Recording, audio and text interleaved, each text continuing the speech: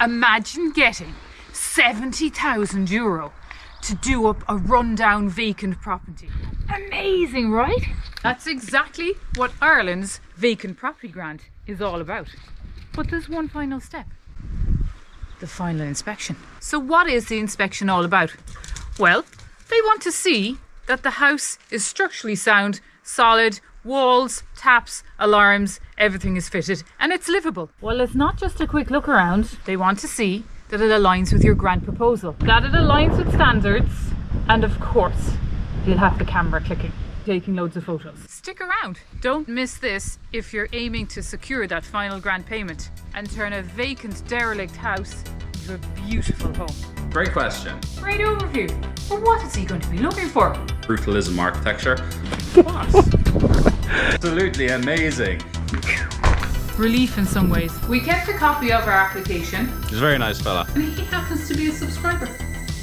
Whether we got the okay or the he did let us in on a little secret.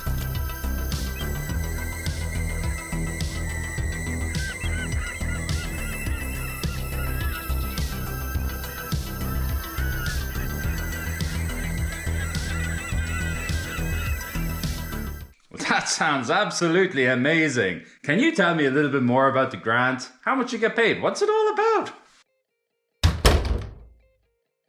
The Irish government have brought out this vacant property grant to encourage people to take on vacant and derelict properties to restore. A lot of people in Ireland are choosing to take on the old vernacular cottages and farmhouses, which is great to see. The grant offers $50,000 on a vacant property and an extra $20,000 on top of that for a derelict property. And if you live on an island, you get a total of $86,000. Our house was classed as a derelict house, and we have been awarded potentially $70,000 for the refurbishments. To be eligible for the grant, you must commit to living in the house for 10 years, or indeed renting it for 10 years. If you decide to sell before this period of time, you will have to pay some money back. The properties must have been built before 2008 and also have to have been vacant for at least 2 years. Through another grant process, you can also obtain a further $27,000 for upgrading your energy efficiencies within the property. And also the other grant that we also did avail of is the well grant, which is $7,000 for your own private water system to be bored and pumped. In order to apply, you must gather all of the quotes for the proposed work and any further quotes or reports that you might need from architects, quantity surveyors and builders.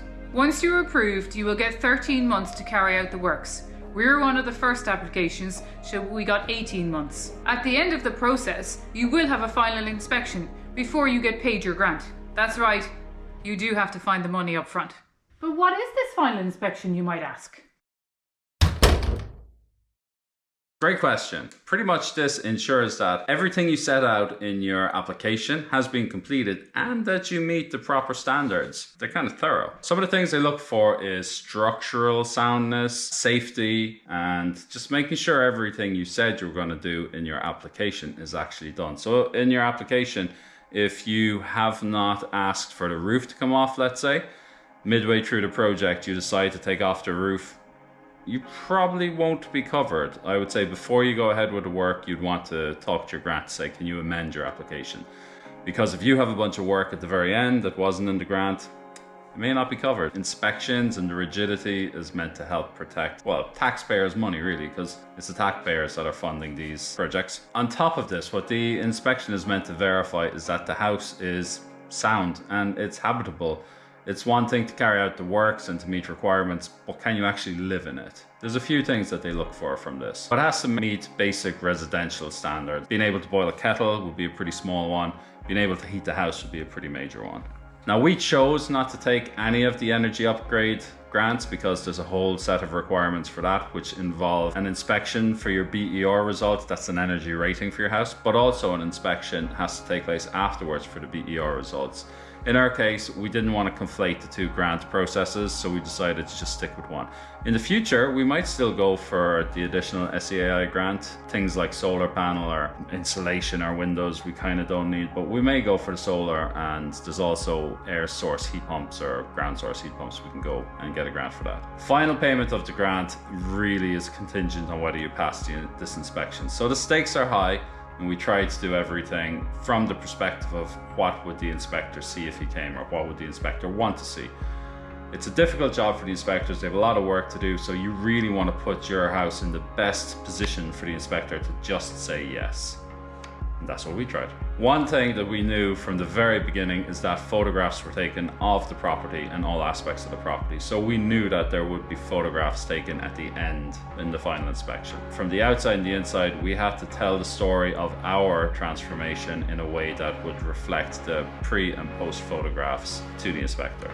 If you're going down the route of renting this property and it's not going to become your primary residence, you really do have to pay attention to some of the standards that are required for renting in Ireland. So whilst our inspection focused very much on making a residential habitable home for us, an inspection for a rental property may involve things like fire blankets or some other things that are required by law to rent out a property.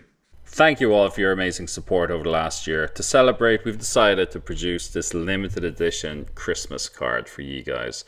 If you'd like to pick them up, packs of 5 or 10, go to the Ko-fi store. We also have a really cool postcard version, which you can get in the same place. And if you want to pick up a Rooney card or a traditional farmhouse card, we'd be delighted for your support. Thanks, folks. Great overview. But what is he going to be looking for? I wish we knew. It's a bit of a mystery what he's going to be focusing on, but from what we gather from talking to the councils, they're looking for a certain couple of areas. So if you're prepared, you know how your house is built, you can talk to these areas. The first area is structural stability. Now, thankfully, we really like this sort of a brutalism architecture where structural components are on show. So it's very easy to discuss things like this load-bearing beam in the middle and central support post. He's looking for, is the roof supported or the walls supported? And this is particularly important in old buildings where the walls maybe have to be repointed or buttressed or supported in other ways. The roof also, we put on a lighter roof, but we also increased the size of the rafters. They are also visible. So, you know, you have to be able to talk to these. In a lot of houses, they can't be visible. So maybe it's a good idea to keep photographic proof of your own property during the construction phase, like to make sure the correct insulation is used, or at least be able to talk to the property and explain how you're meeting the structural stability. The second aspect they're going to be looking for is upgraded and safe electrical system. As you can see here, our electrical system is not fully functional at the moment. That's because we're upgrading ours. However, this house had an electrical system that was up to standard. So we're still using that, and it's complied with the electrical supply board in Ireland, and it was installed by a certified electrician. So all of our electrics are up to standard. We're happy with that. This is all new work, which is also covered by the grant, but essentially for the inspection, we have a certified electrical system. As we can see here, we are compliant. It's a bit old, but it's up to date. And actually, we had to get the trees taken. Go on, let her out quick. And actually, we had to get the trees taken down and a new ESP pole installed. So this is like 3 months up to date. Whew. Another thing that was checked was the plumbing. We had sinks, we had toilet, we have shower. It all works, there's no leaks. These things are kind of immediately apparent. The inspector isn't gonna climb on the ground and start to inspect everything, but he will be thorough in what he's looking at. And again, he's going to take photographs. So if there's anything you don't want him to see, tidy it up or cover it up. Heating and ventilation was another thing that he specifically asked to see.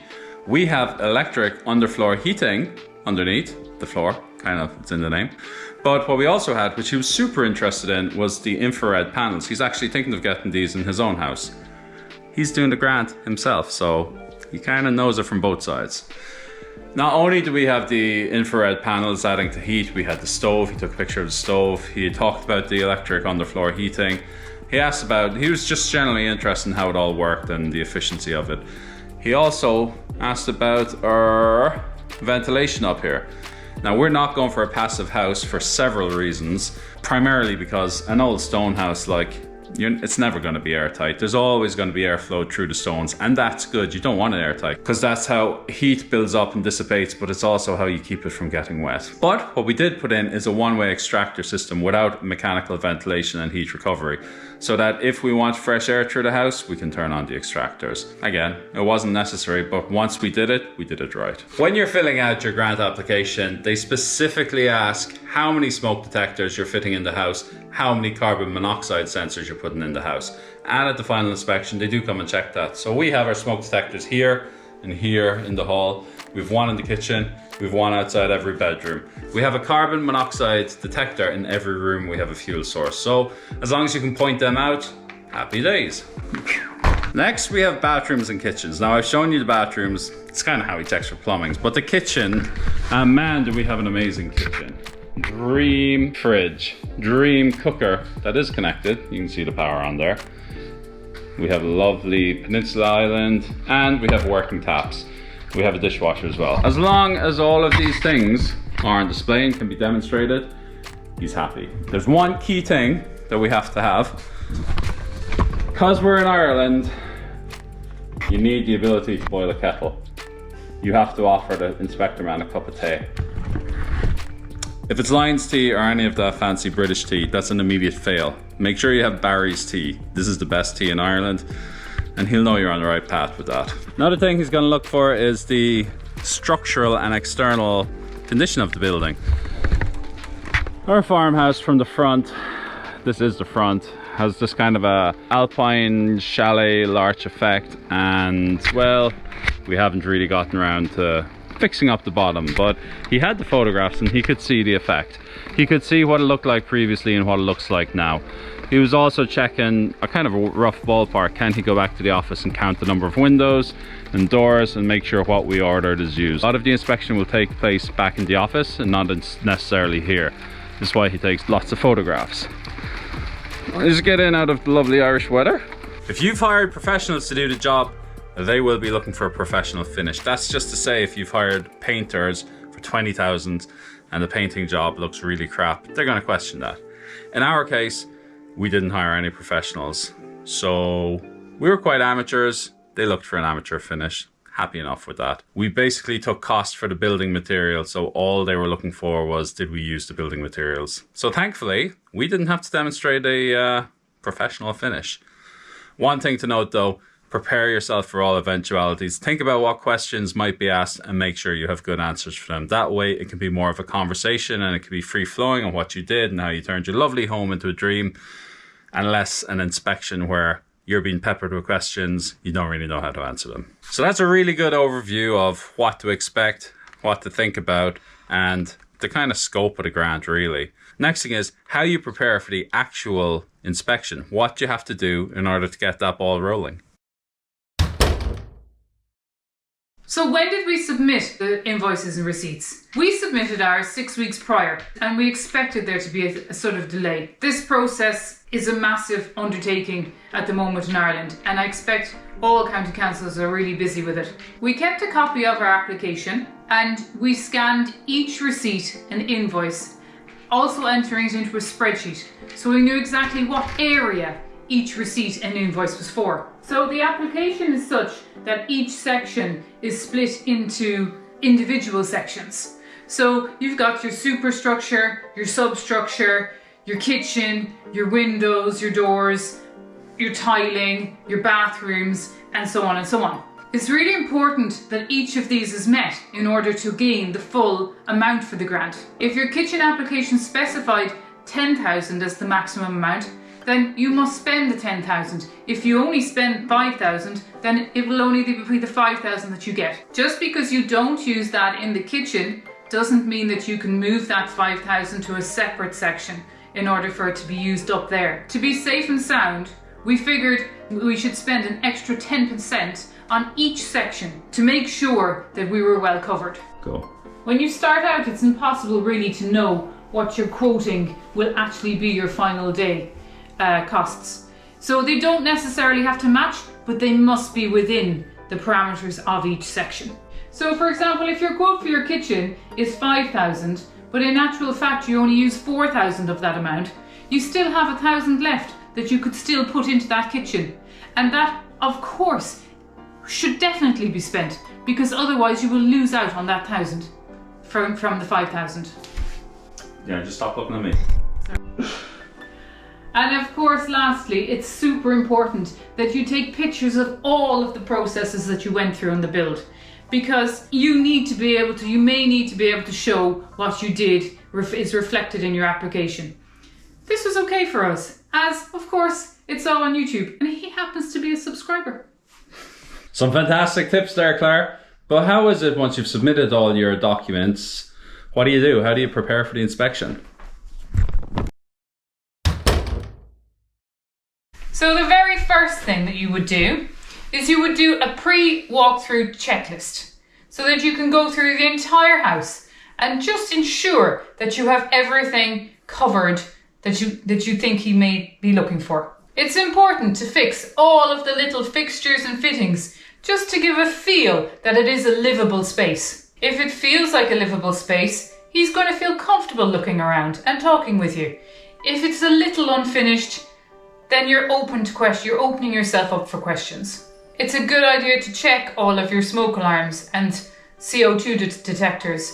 He didn't actually look for ours, although I expect he probably does have them in his photographs. And it's vital and of course important that they work. It's very helpful to follow other groups on Facebook and YouTube just to see what other things they have gone through and what they have come across on their inspections. And of course, be prepared to answer all questions that he might have. That's some wonderful tips. I hope that everybody will be in a happy situation once their inspector comes to visit. But what actually happens if you fail? Is that even a thing? The council are there to see you succeed with this. It's very unlikely that you will fail in this situation, and communication is vital. You need to let them know if there's a problem, such as a contractor isn't here, the electrician can't make it, whatever it might be.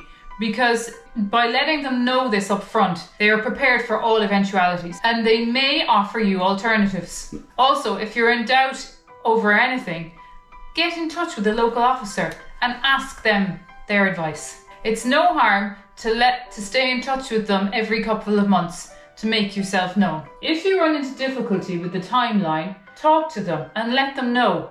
We have heard that they have been able to grant extensions and give you a little bit more time, if you've maintained good communication with them. If there are any problems that the engineer comes across, he will give you time to rectify these and then come back for a further inspection. But again, staying in touch with the council and maintaining that communication will ensure a successful second inspection. You may well pass the inspection. You may not get the full grant allocated. We have heard of somebody who did apply and used her full amount but did not use it in the allocated sections, such as superstructure, substructure, bathrooms, kitchens and so on. She used the whole amount how she liked, and as a result missed out on nearly 50% of her grant.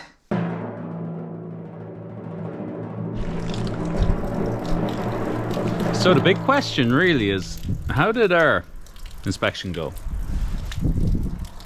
Well, we were very nervous, but he was great. He's a very nice fella. All helped because he's going through the whole same process, maybe only half an hour away from us. So I think his own little cottage as well, very similar to this. His own little cottage. So it was great actually, because it kind of gives you a sense of relief in some ways that he knows exactly what you've done and how you did it and how you went through it and everything. Lovely guy. He's only responsible for West Cork. Cork is a massive, massive county. We have the largest amount of applications. What did he say? How many? I don't know. 700? Yeah. 700 applications. And so they had to split Cork and West Cork. So he's only in charge of West Cork and the islands. He said that he has maybe 10 other properties within 30 kilometers of us. So there's a volume of people doing it in this area. Interesting to see how a lot of them are self-builds. 40-60 he said percentage wise. 40 self-build, 60% contract. So it's nice to see that a lot of people are actually having a go at it themselves, just like us. Yeah. Actually, if you're any of them, not just in Cork, but if you're across Ireland doing it yourselves, let us know below.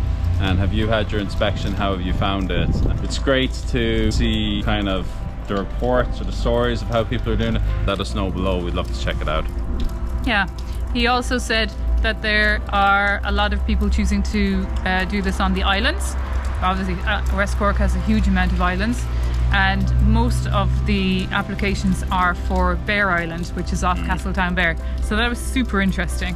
Bear Island is actually one of the islands that we have yet to visit, so we'll be definitely checking that one out. But so yeah, very interesting process. We were very nervous, and the first thing he did when I went out the door to him, he was like, "The place is marvelous. You've done a great job." So immediately we kind of like, our nerves went down, but it just re-emphasized that it's not a test. It's not like school. We joked it was like when the inspector came to your classroom when you were in primary school. But it's not like that. They're really, you know, they have the funding. They want to see old houses given a new lease of life, so they're definitely there to help. Yeah, and he had better photographs of what it looked like day one than we had, so it was great to see. And yeah, it was just, and it's just such a great initiative. And I think for anybody looking to do it, or even who's just following along thinking about doing it, you should do it. It's so doable. You know, we're here, we're not finished, we're 18 months in, but we're nearly there, and we've got a lovely house to show for it. So definitely worth applying. And I think the applications, they're still taking until 2026. Yeah, so you'd want to get them in soon enough. You really. have there's another year. So after that, I don't know what will happen, but that maybe there'll be a different process or whatever. I know you're all thinking this and Claire's skirting it, he did not have a single problem with anything we did. In fact, he was really interested in some of the approaches we took, and he may actually consider doing a few, particularly with the infrared heating in his own place. Great to see that there's this little bit of feedback and there's a nice bit of community with, you know, not just him but all of you guys. We all share ideas, and especially ideas from like America, that all of you American viewers, like, you'd give us things, particularly in timber houses, that we wouldn't do in Ireland, so it's great to get them poured into our plans. Where does that actually leave us? Like, what's the next steps? Are we going to get our money? Yeah, so we actually didn't ask him the next steps, which was a bit naive. I think we were just relieved when he came and we forgot what to ask him. But I do believe that it has to go through solicitors now in order to Well, he couldn't tell us whether we got the okay or the he wasn't able to tell us. He just takes the photographs. This is another disappointing thing, actually. So we have to wait a little bit more. He takes the photographs and he is sending it off to their database, and apparently there's a chief engineer up in Dublin that has the final sign off on all the properties. So again, if you walk with your inspector and just point out all of the things that he takes a photograph, he'll be able to take the best photograph for you.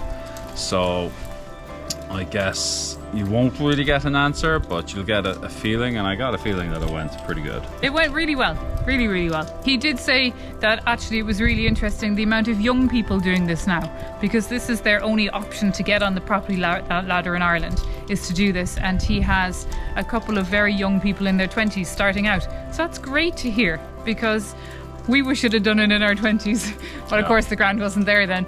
But it's brilliant. It's brilliant to hear that young people are doing that and getting up and learning new skills. So whilst we don't have any news on our property, he did let us in on a little secret that makes us feel a bit more comfortable, and I think will make a few of you feel a bit more comfortable. What's that secret, Claire? Rob, I have no idea what you're talking about. Oh yeah, okay. I have no idea. Okay, hang on. Okay. So what's the secret, Claire? So the secret we just had to cut that. Claire went completely blank. Couldn't remember it at all. No, the secret is that he is signing off next week on a huge amount of properties in West Cork. Hundreds. So that means that there's a big push to get them all paid out by the end of the year. Yes. So he has to sign them off, because if you have a great solicitor, between sign off and payment, it might take about 3 to 4 weeks. Yeah. If you've not a very good solicitor, it may take up to 3 months. So he and the county council, they want all sign offs done early, so that even a very slow solicitor can take the funds before the end of the year. Yeah. Because they want to be seen to be proactive in paying out. So Yeah, and I suppose the maximum wait is 3 months. So we could be looking at January. But look, maybe not. We have a great solicitor, so very we fast. hope that we'll be able to wrap this all up super quick. So fingers crossed. The inspection is done. I expect we should get a letter within the next week or so. We will let you know. But in the meantime, all we got to do now is hand it over to our solicitors, and we need to get back to the electrical because the electrician has to come. Lights. That's the next one. Yeah. So I think this is just a very short one. We were going to include it in the electrical work, but we decided no. Let's just give you a very focused and clear video on an update from the grant, with particular focus on the final inspection. I hope you found this entertaining and informative, and I hope it'll kind of set you at ease that the inspection ain't as bad as we all thought. No. So we'll leave it there. And thanks again, as always, for following us. And slán go fóill. Gur míle maith agus. What else? What?